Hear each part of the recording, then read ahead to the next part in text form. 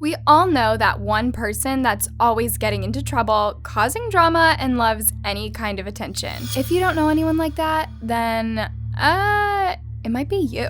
They find a way to get on our last nerve every single day, but you know deep down they're pretty harmless. Sure, they may want to say they hate their parents and act tough at school, but it's all talk, right? Crystal Howell is someone you might describe as this kind of person, a wild party girl who loved to break the rules and hated authority. She gained popularity for her crazy house parties, but it was the crime that ripped her family apart that made her famous. Let's dive in. Crystal Howell was the youngest daughter of Michael Howell and Christina Rester, with an older sister named Sierra. She spent most of her childhood in Augusta, Georgia, and had a reputation for being energetic and kind of a troublemaker. If there was trouble to be found, she would find it. A lot of mischief. Despite her rambunctious nature, Crystal was a funny, caring child, and her parents wanted to preserve that part of her personality as much as possible. That's why when it was recommended to Crystal she should go on medication, her parents began to argue. It's not super clear what condition Crystal has that requires medication, but her dad, Michael, was super against the idea of Crystal being medicated, whereas Christina wanted to help their daughter get her symptoms under control. Michael felt that the medication changed Crystal's personality. They disagreed on this topic so much that Crystal's parents ended up separating, unable to recover their relationship on how much they disagreed with their parenting views. But that wasn't all. It was a turn no one saw coming. Christina admitted to Michael that their eldest daughter, Sierra, wasn't his biological child. They officially divorced after 19 years of marriage. It was decided that Christina and Sierra would stay in Georgia and Crystal would move in with her dad to North Carolina to make a fresh start. After receiving a big inheritance from his grandparents, Michael was able to afford an 8-bedroom home on Sheepback Mountain in Maggie Valley. It was hoped that the wide open spaces and fresh mountain air would do more for Crystal than medication ever could. Unfortunately,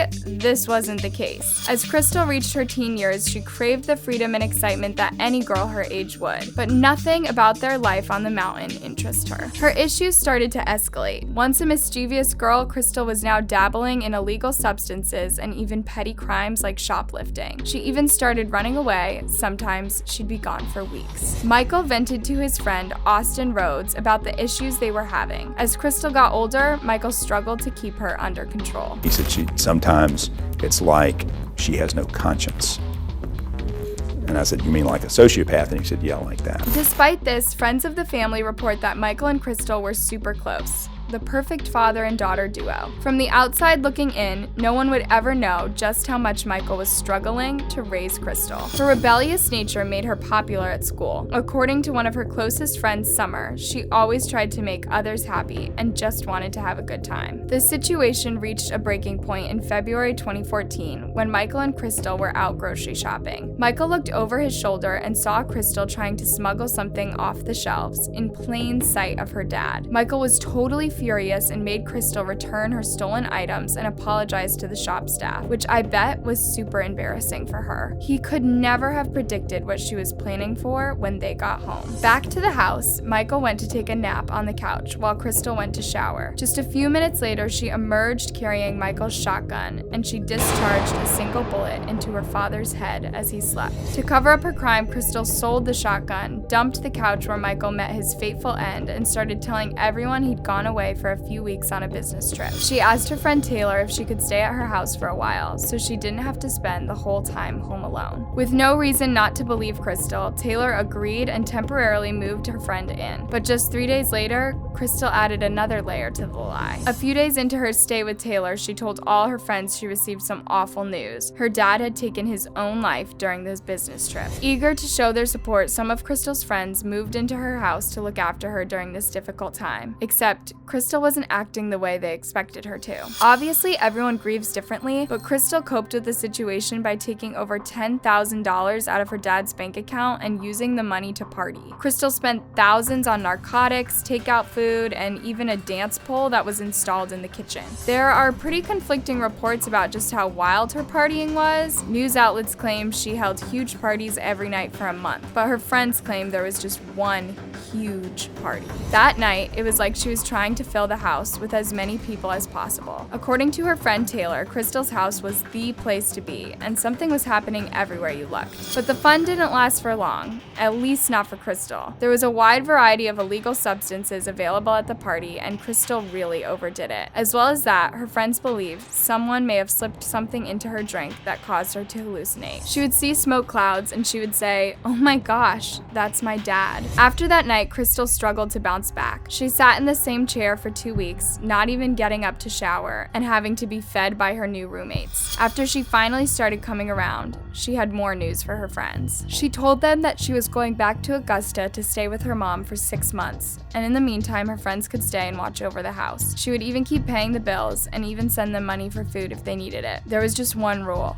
don't go in the shed. Crystal claimed that she and her dad used to hang out in there, and it was a special private place, and she wanted to leave it undisturbed. At this point, Crystal's mom and sister had no idea anything happened to Michael. When she decided to go to Georgia, she told her mom that her dad didn't want custody of her anymore, and she had nowhere else to go. She packed up her dad's orange Land Rover and a U-Haul trailer and headed down to Georgia. Maybe she just made a mistake trusting her friends would follow that rule, because when they decided to break it just a day later, her whole life came crashing down around her. Crystal said that while she was gone, her friends were welcome to start cleaning out the basement and sell anything of value in there. One of the more valuable items they found was a pinball machine, so the day after Crystal left, they decided to try and sell that first. Summer and another friend, Anthony Talley, took on the task. They hauled the pinball machine into town, but after hours of trying to sell it off, they returned to the house defeated. Faced with the prospect of having to carry the machine back to the basement, they came up with a better idea. They'd store it in the shed. Crystal was going to be gone for months, and they were going to get rid of it anyway. Crystal didn't even have to know they went in there. They popped the lock on the shed, and the doors swung open. Summer and Anthony were met with the smell of rot and decay. At first, they thought an animal got into the shed and died there, so they went on making space for the pinball machine. In the corner was a big blue tub, covered in bags, and a sleeping bag. When they moved the sleeping bag off the top of the tub, they were horrified to discover the remains of Crystal's dad. The memory of finding Michael is still something that haunts them to this day, especially Anthony.